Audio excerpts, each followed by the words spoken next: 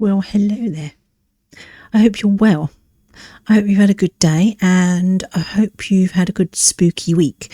Now, this week I'm spoiling you because I've got two videos. One was Monday, which was my normal Monday upload. Today is Halloween. Yeah. Now, I just support spookiness all year round. I don't do one day of the year. It's just all year. It's not a season. It's just a year-round thing. So I've got you a little video together for you that I hope you're going to enjoy. Now, this video is a little bit of a mix and a match. I'm going to stop talking. I'm going to let you go and listen and spook yourself out. And I'll see you on the other side. Enjoy.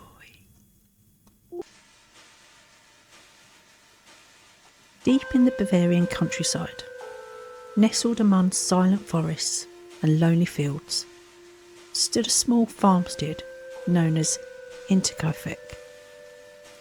In March of 1922, the Gruber family, Andreas, his wife Kazilla, and their widowed daughter Victoria, and her two children, lived there in isolation. They were quiet, hard-working people, but something sinister was already creeping into their lives. Days before tragedy struck, Andreas confided to neighbours that he had found a strange footprints in the snow leading from the forest to the farmhouse, but none leading back. He also reported hearing footsteps in the attic, though when he searched, he found nothing. Doors were unlocked, tools went missing, and the family dog would bark into the shadows of the barn at night. Then came March 31st, 1922.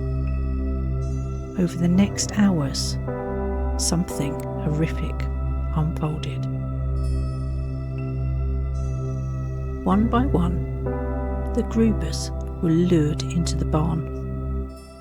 No one knows exactly how, but it is believed that the killer called them out, possibly imitating voices or creating a noise to draw them in. Andreas was the first. He was struck, his skull crushed by a mattock, a heavy farming tool. His wife followed, then Victoria, and finally the young daughter, also named Kazilla. The brutality was unimaginable. Some were left with their faces disfigured beyond recognition. But it was little Kazilla who suffered the most. Evidence showed that she suffered long enough to pull out handfuls of her own hair in terror before dying. Inside the house, the horror continued.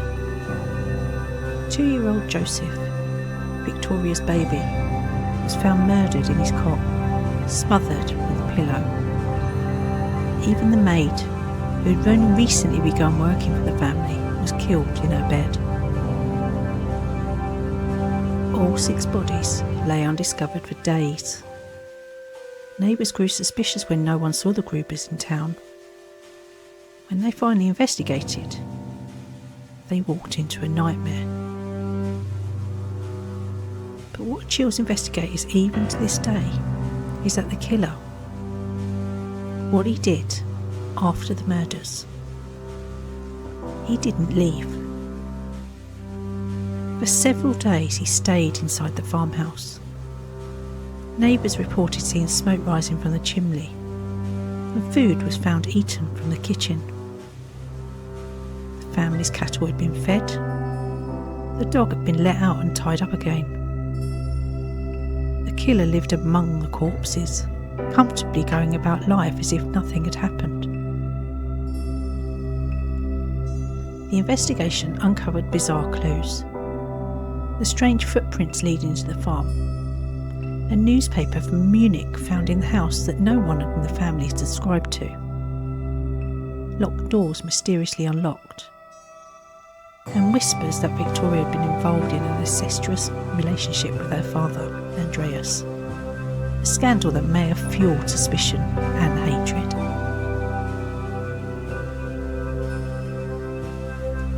Over 100 suspects were questioned. Several confessions came and went, but nothing stuck. The murder weapon, the mattock, was eventually found hidden in the attic, but no one was ever charged. The farmhouse itself was torn down, leaving only a memorial. But even now, more than a century later, the case remains unsolved, and people who visit the site report a suffocating heaviness in the air, as if the land itself remembers the screams. Imagine walking in those empty fields at night, the crunch of footsteps on the earth, the whistle of the wind through the trees, and the creeping thought that the killer, whoever he was, once stood there too, waiting in the shadows, unseen, patient, and merciless.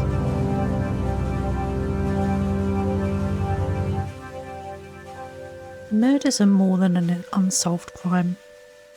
They're a true ghost story, but without the ghosts. The echo of evil that never left. The lingering presence of something dark and hungry, waiting for its next victim.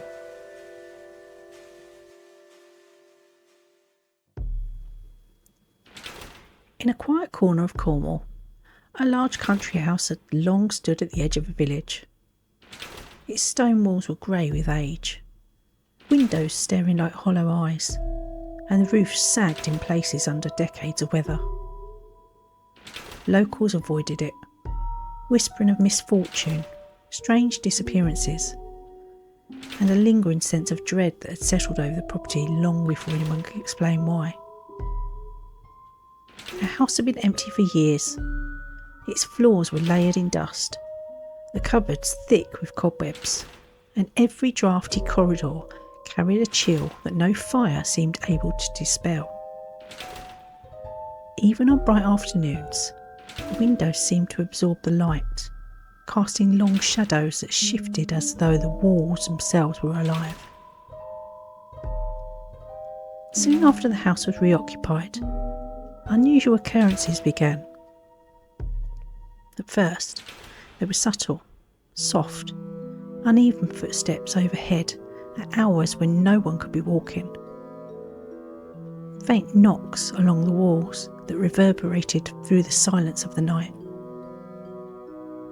Sometimes furniture seemed to be slightly displaced.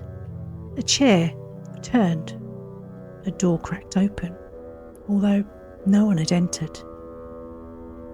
The locals began murmuring. The house watches. It remembers. The air itself seemed to carry weight. Rooms would grow really cold even in the height of summer.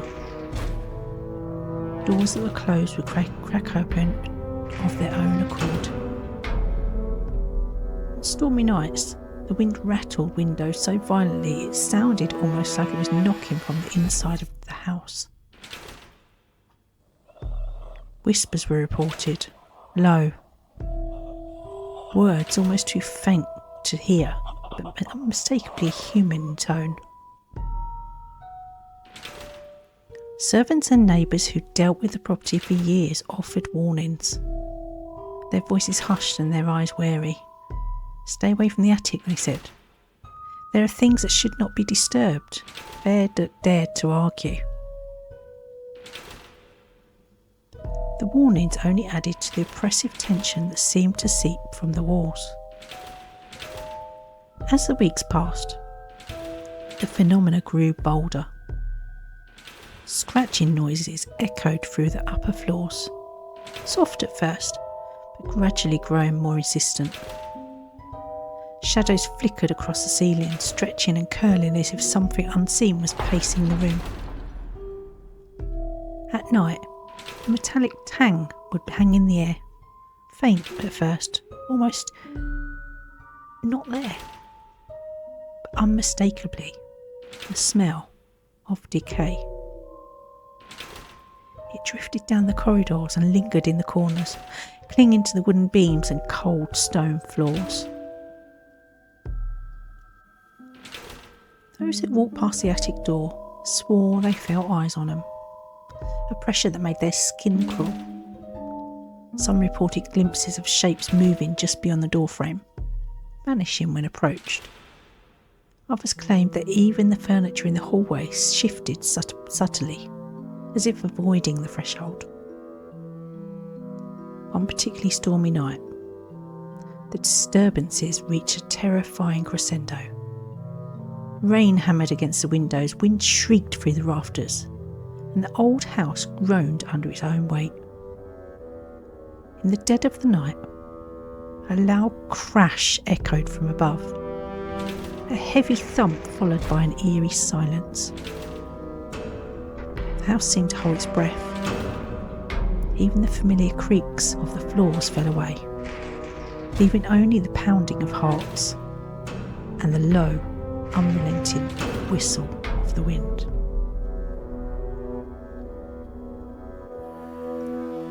The attic door, long ignored, drew attention.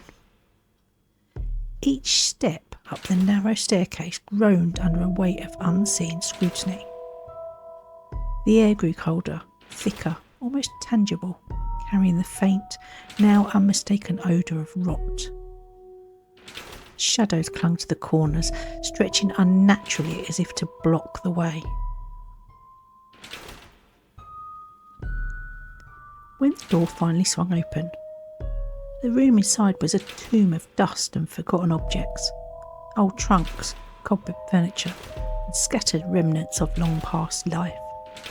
But in the darkest corner, partially concealed behind a trunk, lay the source of the unease. A human skeleton, perfectly preserved in the dust, tattered fragments of clothing clinging to it, arranged with meticulous care. The positioning was deliberate, the body hidden yet somehow facing the doorway, as though to silently confront anyone who dared enter. Investigators described the attic as oppressive and suffocating. The air seemed to thrum with the memory of death. Cold spots, the echoes of footsteps, a faint metallic odour. All suddenly made sense.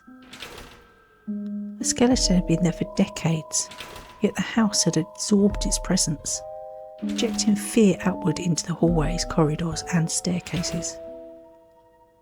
Even after the attic was cleared and the house changed hands, locals reported that the property never felt truly empty. Shadows still lingered in corners. Sudden chills struck rooms, long thought warm. And occasionally, a faint scent of decay would drift from the attic. The house had been marked. It remembered.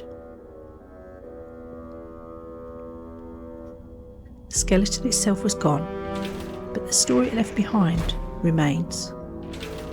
A chilling reminder that some secrets, once hidden, refuse to stay buried. The house may stand silent, the floorboards stand still, but the air carries a warning. The past does not always rest, and some places will keep their horrors patiently for anyone bold enough to enter. Off the Venetian coast, just a short boat ride from the beauty of Venice's canals, lies a place that you will not find in the tourist guide. A place where waters around it are eerily still and the air feels heavier as you approach. That place is Poveglia Island, known by locals as the Island of Death. A small canal divides the island into two separate parts. The island first appears in the historical record in 421 and was populated and farmed until the residents fled warfare in 1379. For more than 100 years, beginning in 1776, the island was used as a quarantine station for incoming ships and their cargo, and later as a geriatric hospital. The geriatric hospital closed in 1968. After decades of neglect, the northern part of the island was granted as a concession to the Bareilles per Duty in 2025 for development as a public park. Because of its history, the island is frequently featured on paranormal shows. From a distance, it looks almost picturesque. Crumbling bell towers, old ruins swallowed by ivy, and quiet fields overtaken by nature. But step onto its soil and you realise why even fishermen refuse to cast their nets nearby. For centuries, Bareilles was a dumping ground for the unwanted, the sick, and the dying. During the plague years of the 14th century, ships carrying infected victims were diverted here. Men, women, and children, many still alive, were ferried across the water, dragged from their homes, and abandoned on this island of the damned. They were piled into mass graves, sometimes thrown into burning pyres, their screams echoing into the night as the flames consumed them. Eyewitnesses wrote of the smoke rising so thick that it blackened the sky above Venice. And the ground remembers. The very soil of Bareilles is said to have been made up of human ash, mixed with the bones of over 100,000 plague victims. Archaeologists who have tested the earth found that unusually high levels of human remains beneath the dirt. Every step you take crunches over the forgotten dead. A century later, when the plague returned, the same horror repeated itself. The island once again became a mass graveyard, a place where the sick were sent not to recover, but to die. But the darkness didn't end there. In the 1800s, the Venetian government transformed the island into a mental asylum. What was meant to be a sanctuary for the disturbed quickly became something much worse. Patients whispered of the island that was already haunted, that they heard the cries of plague victims at night. But doctors dismissed it as just a delusion. Until the infamous surgeon arrived. The stories claim that this surgeon was obsessed with madness.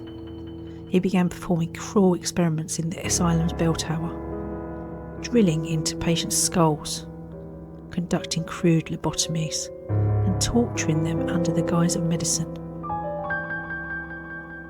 The screams of his victims could be heard across the water. Locals claim that after years of horror, the doctor himself began to see the spirits. Driven to madness, he supposedly threw himself from the bell tower, though some whisper that unseen hands pushed him. His body broken was found at the base, but witnesses say that he was still alive until a dark mist rose from the ground and strangled the life out of him. Today, the island stands abandoned. Officially, it is off limits. Italian law forbids tourists from stepping foot there. Yet, urban explorers who have broken the rules tell of the shadows darting through the ruins, of disembodied screams cutting through the silence, of the tolling of the bell tower, though the bell itself was removed decades ago. Fishermen refuse to sail too close, claiming the waters are cursed. And locals will tell you, if you stand on the shore of Venice on a still night, you can sometimes hear faint cries drifting across the lagoon.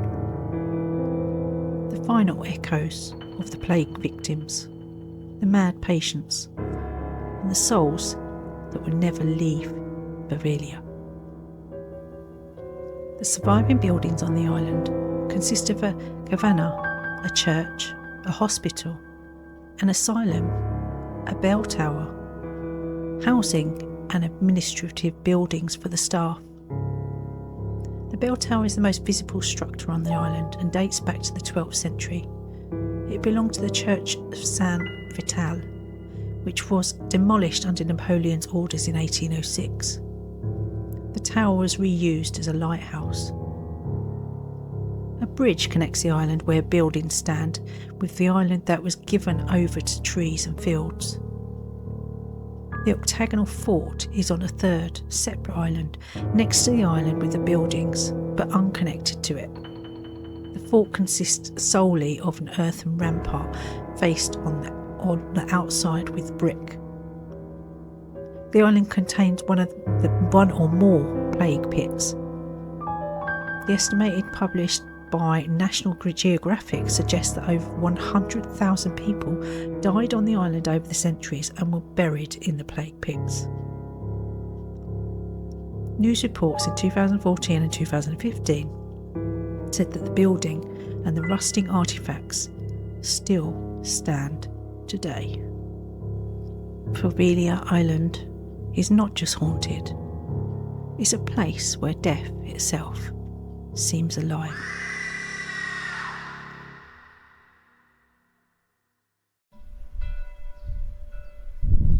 They say the road to Helltown is easy to miss. A cracked, forgotten stretch of tarmac winding through the forest of northern Summit County, Ohio. A place swallowed by trees and whispers. But if you find it, you'll feel it before you see it. That strange heavy pressure in the air, the kind that tells you something's watching, even when you're alone. In the mid-1970s, the US government suddenly bought up an entire town. Hundreds of acres of land, dozens of homes, and even the local church. Residents were told to leave. No explanation, no warning. One day, hand-delivered letters arrived saying, "You must vacate within 90 days. And then, nothing. The doors were locked, the windows were boarded, the streets emptied, as if someone had pulled the entire life out of the place overnight. That was Boston Village, but locals started calling it something else. Helltown. Officially, the government claimed it was for national park expansion, but the project stalled and the houses just sat there, empty. Nature began to reclaim everything. Ivy twisted through mailboxes, playgrounds sank into the mud, and signs started appearing.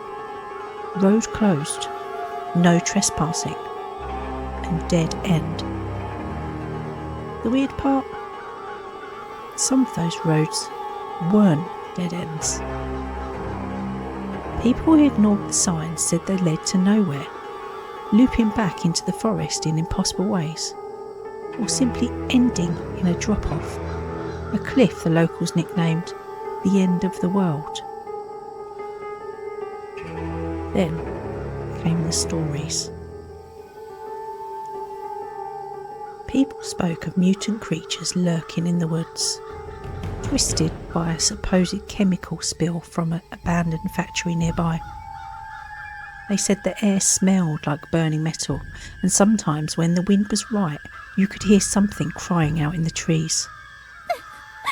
There were tales of a bus still sitting at the edge of town, its windows shuttered, its seats covered in dust.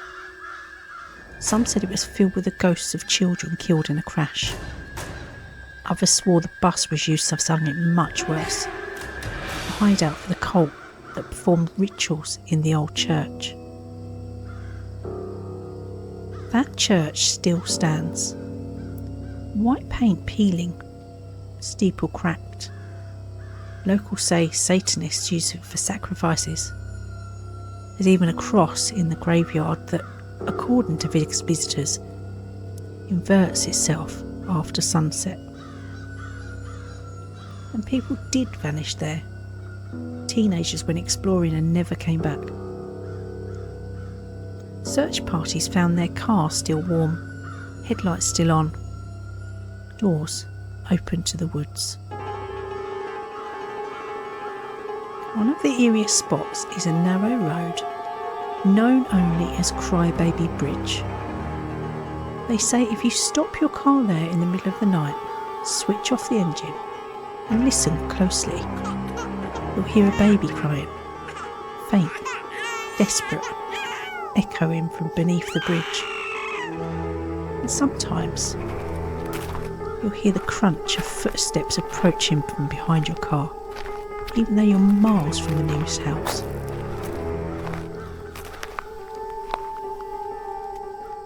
Locals warned outsiders not to come poking around. Park rangers, strange unmarked trucks, and men in dark uniforms were often seen guarding the entrance. Visitors were turned away without explanation. And here's where it gets truly strange. The government records never explain why the land was abandoned for so long. No major clean-up, no building, just silence. Some now believe that the evacuation was a cover-up, that something wasn't supposed to be found. A contamination, an experiment, or something far older, uncovered when they began digging in the woods. Today, Helltown's roads are mostly sealed off, but if you wander close enough, you can still find the remnants. A rusting swing set in a clearing, a basement door leading to nothing, and scorched trees standing in perfect circles. At night, the fog rolls in thicker than anywhere else in Ohio. Locals say it doesn't move like normal fog. It crawls, as if it's alive. And if you're unlucky enough to see a light flickering in one of those empty houses, don't go any closer. Because everyone knows that people that do never come back quite the same. I hope you grabbed your snacks, you dimmed your lights, and if something tapped on your window, I hope you just pretend it was part of the story. I hope you enjoyed, and I hope you found out some little things, and I thought they were bit spooky enough. I tried to sort of drip and drop little bits of most things in there, so I hope that I succeeded. I also tried to sort of dress up for the occasion. Now I'm going to pop a little photo up so you can see this is what I'm wearing. Obviously you can't see, I've got here you go. I've got a little choker, which is a little bat as well, and my nails, obviously, they're spooky for the season. And my horns come out once a year. They don't come out all the time. They only come out occasionally if I'm feeling a bit, a bit naughty. They'll turn up, my little devil horns. And obviously I've got my top is cobwebs all over it. Same as my tights. Everything's got cobwebs on it. And I also I've got I put a few little more sort of decorations, if you like, up, and one of which I love these. Look, do you love him? Isn't he cute? Little candle. And I've got a couple of those. One's over there on the shelf, which you probably can't see because my big head is in the way. But yeah, I love this time of the year. I love all of the year. I love spooky all year, but I love this time of the year because you can go and buy extra more spooky little things, can't you? And I always do because, why not? Anyway, hope you enjoyed it. Hope this week, because you had a double whammy of me this week, I hope you enjoyed getting me on both ends of the week. That sounds a bit, but you got me at both ends. You put me on a Monday and you got me on a Friday. What more could you want for the rest of your week? I mean, Jesus, you want a bit of a rest, probably, no doubt. I hope you enjoy your rest of your Halloween evening, whatever you're doing. I'm going to pop off down to the little local pub in the village and have a couple of spooky drinks. And I hope you enjoy the rest of your weekend, and I'll see you again on Monday with another spooky video. But probably my horns would have probably gone by then. Anyway, take care. See you soon, and thank you for coming. Bye-bye.